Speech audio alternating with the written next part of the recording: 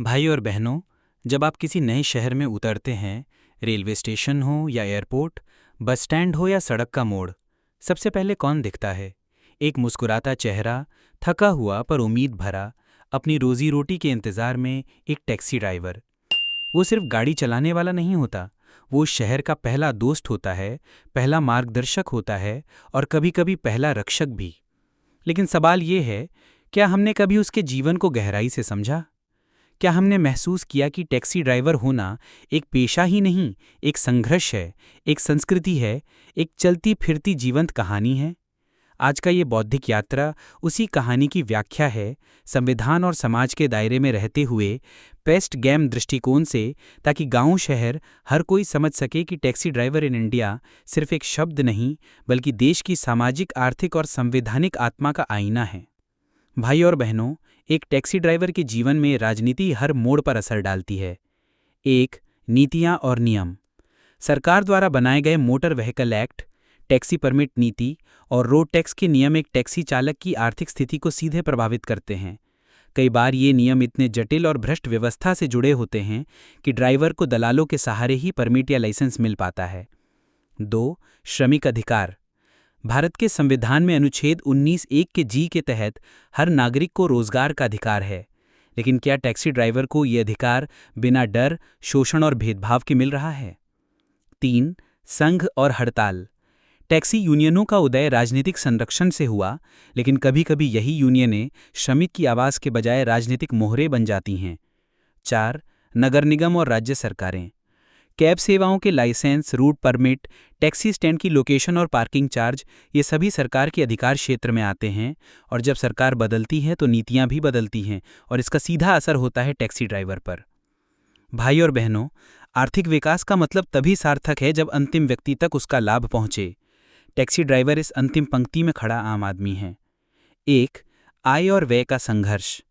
Taxi driver की औसत दैनिक आय 500 से 1000 रुपये के बीच होती है, लेकिन इसमें से 40 से 60% ईंधन, रखरखाव, लोन की ईएमआई और पुलिस को चाय पानी में चला जाता है।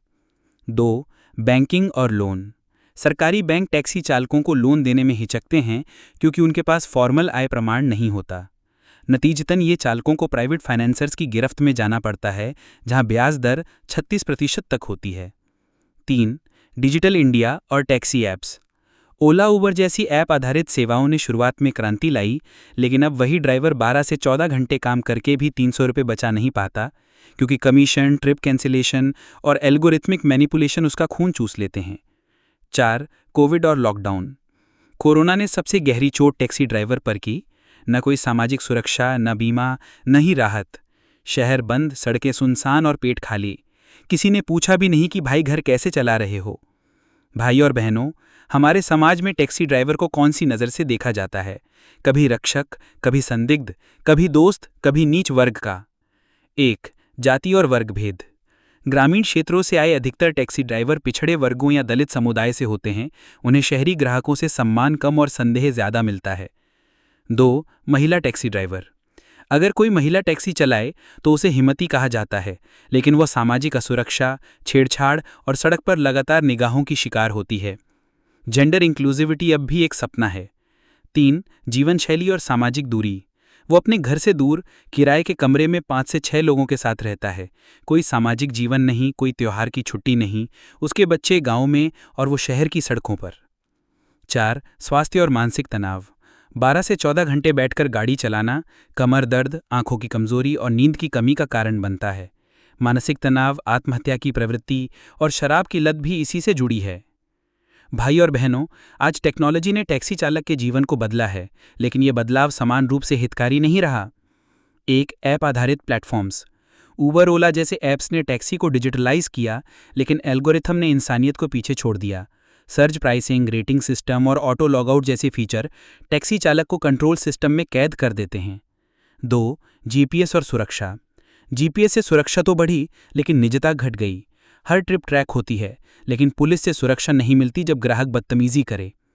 3, डिजिटल पेमेंट का दबाव। पेटीएम, यूपीआई सब कुछ आसान दिखता है, लेकिन जब नेटवर्क नहीं चलता, ग्राहक गाली देकर चला जाता है। ड्राइवर अपने 500 रुपये के लिए घंटों ग्राहक को कॉल करता रहता है। 4, ईवी रेवोल्यूशन।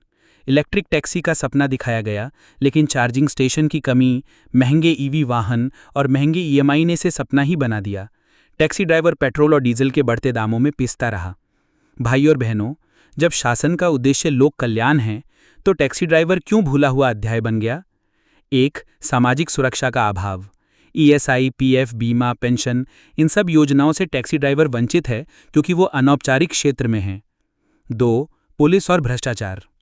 सड़क पर ट्रैफिक पुलिस उसे हमेशा संदेह की नज़र से देखती है। कोई ट्रिप देर हो जाए तो चालान, सीट बेल्ट ना बांधे तो घूस और महिला सवार हो तो शक। 3, सरकार की योजनाएं। ई श्रम card, PM street vendor scheme जैसी योजनाओं का लाभ टैक्सी ड्राइवर तक नहीं पहुंचता क्योंकि न पंजीकरण हुआ न प्रचार। 4, नीति और निष्पादन का अंतर। नीतियां अच्छी होती हैं लेकिन ज़मीनी स्तर पर अमल में नहीं आती। आरटी और परिवहन विभाग भ्रष्टाचार में डूबा है, जहां 100 रुपये की रसीद के लिए 1000 रुपये देना पड़ता है। भाई और बहनों, टैक्सी ड्राइवर पर्यावरण संकट का भी सबसे पहला शिकार है। 1, प्रदूषण पर अंकुश। सीएनजी और ईवी पर जोर दिया गया, लेकिन वाहन अपग्रेड करने का कोई वित्तीय समर्थन नहीं। ड्राइवर पर बैन, जुर्माना और कोर्ट केस, ये सब थोपे गए। 2, जलवायु परिवर्तन का असर। बारिश, बाढ़, गर्मी, इन सबसे टैक्सी चालकों की कमाई ठप होती है। ट्रैफिक जाम, रोड डैमेज और क्लाइंट कैंसिलेशन उसका रोज का अनुभव है। 3, पर्यावरणीय न्याय। जब भी सरकार रोड चौड़ीकरण या स्मार्ट सिटी के नाम पर टैक्सी स्टैंड तोड़ती है, कोई नहीं पूछता कि अब ये ड्राइवर कहाँ खड़ा होगा। भाई और बहनों, आखिर सवाल ये है कि टैक्सी ड्राइवर के साथ हमारी नैतिक जिम्मेदारी क्या है? 1, सम्मान का अधिकार। भारत का संविधान हर नागरिक को समानता और सम्मान का अधिकार देता है। टैक्सी ड्राइवर को भी वही इज्जत मिलनी चाहिए जो किसी डॉक्टर, इंजीनियर या सरकारी अफसर को मिलती है। 2, भरोसा और आत्मा। एक ड्राइवर रात के अंधेरे में भी अनजान सवारियों को मंजिल तक पहुंचाता है। क्या ये भरोसा नहीं दर्शाता कि वो समाज का भरोसेमंद स्तंभ है? 3, भावना और परिवार। जब उसका बच्चा स्कूल में पीछे रह जाता है, जब पत्नी मायके से नहीं आती, जब माँ की तबीयत बिगड़ती है, तब भी वो मुस्कुराता है, कहाँ चलना है साहब? और उस सब के बीच एक टैक्सी ड्राइवर बिना कुछ कहे, बिना किसी मान सम्मान के देश को गति दे रहा है। भाई और बहनों, अब समय आ गया है कि हम टैक्सी ड्राइवर को नियोक्ता नहीं, सहयोगी के रूप में देखें। 1, राष्ट्रीय स्तर पर टैक्सी ड्राइवर पोर्टल, जहां उनके डेटा, आय, बीमा और योजनाएं केंद्रीकृत हो सकें। 2, टैक्सी ड्राइवर के लिए सामाजिक सुरक्षा, ESI, PF, health card, EV upgrade subsidy जैसे प्रावधान। 3, डिजिटल अधिकार और न्यूनतम कमीशन, ऐप कंपनियों को रेगुलेट किया जाए और ड्राइवर को 80% तक हिस्सा मिले। 4, नागरिक सम्मान, हर साल बेस्ट ड्राइवर अवार्ड की तरह टैक्सी ड्राइवरों को राष्ट्रीय स्तर पर सम्मानित किया जाए। 5, प्रशिक्षण और मानसिक सहयोग, सड़क सुरक्षा, भाषा, मानसिक स्वास्थ्य, इन सब के लिए ट्रेनिंग और परामर्श केंद्र हों।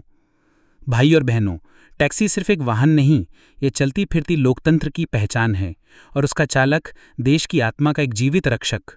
अगर देश को आगे ले जाना है तो हर उस पहिए को ताकत देनी होगी जो सड़क पर है, जो सड़कों से समाज जोड़ता है। टैक्सी ड्राइवर सिर्फ सफ़र नहीं कराता, वो समाज को गति देता है, उम्मीद को आगे बढ़ाता है। आज टैक्सी ड्राइवर है, कल शायद वो खुद टैक्सी कंपनी का मालिक हो और फिर समाज का नेतृत्व भी करे। आपसे यही अपील है कि उसे इज्जत दें, साथ दें और उसकी ज़िंदगी को संविधान के सपनों